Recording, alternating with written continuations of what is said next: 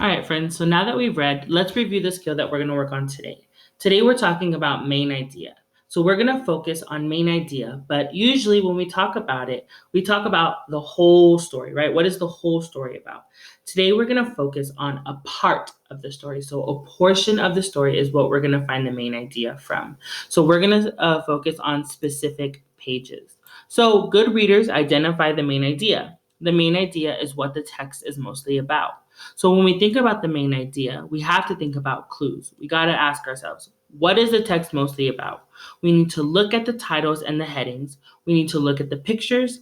Sometimes the main idea is stated in the first or last sentences, and we need to look for clues that are used repeatedly. So look for words or phrases or pictures that are used repeatedly.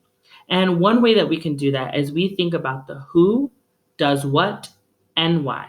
So who is the page talking about? What are they doing? And we can add on why are they doing what they're doing. Okay, so this is what I'm going to focus on when we do our model. So in the model, it's very important that you pay attention to that part because it shows you how you're going to answer your questions for the day. So it shows you how you're going to answer your exit ticket and your TDQs. I'm going to show you exactly what you need to think of and how you need to do it. So pay attention to this next model. So when I'm going to model, I'm going to model and look at page 6. And I'm going to find the main idea of this page. So my thinking steps. So what steps do I need to take to be successful in today's model? I need to, 1, look at the titles, headings, topic sentences, and details. So I have no titles and I have no headings, but I do have a picture here, and I see a picture of Willie laying by a river. Then I'm going to read the story, the page that I'm focusing on, and ask myself, who is the page talking about? What are they doing? And why is it happening? Okay. And then I want to think, what does the author want to teach us about the topic? So I want to reread this page here. So here we go. When he grew tired, he stretched out beside the Passaic River. Gurgle, gurgle, gurgle, swish, swish, swoosh, gurgle, gurgle. The water went slipping and sliding over the smooth rocks, then poured in a torrent over the falls, then quieted again below.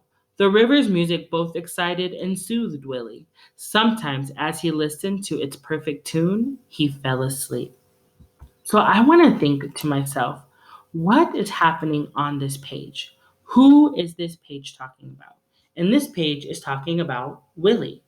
And I want to go back to what I was saying earlier about the who, does what, and why. So, what is Willie doing? Willie is laying by the river, right? Why is he laying by the river? He's laying by the river because it excites him and it soothes him, right? So I know that this page is talking all about Willie lying by the river because he enjoys the sound of it, right? So what could my main idea be? I think that my main idea is Willie likes laying by the river. And I know this because it relaxes him. My details from this page are the sentence, the river's music both excited and soothed Willie, and he fell asleep. If you fall asleep, you're very relaxed, you're very calm, and so the river is doing that for him, right? So that detail supports my main idea. And I can also see in the picture him laying by the river and falling asleep. So when you do your TDQs and your exit ticket, it's very important that you go back and you think of who does what and why.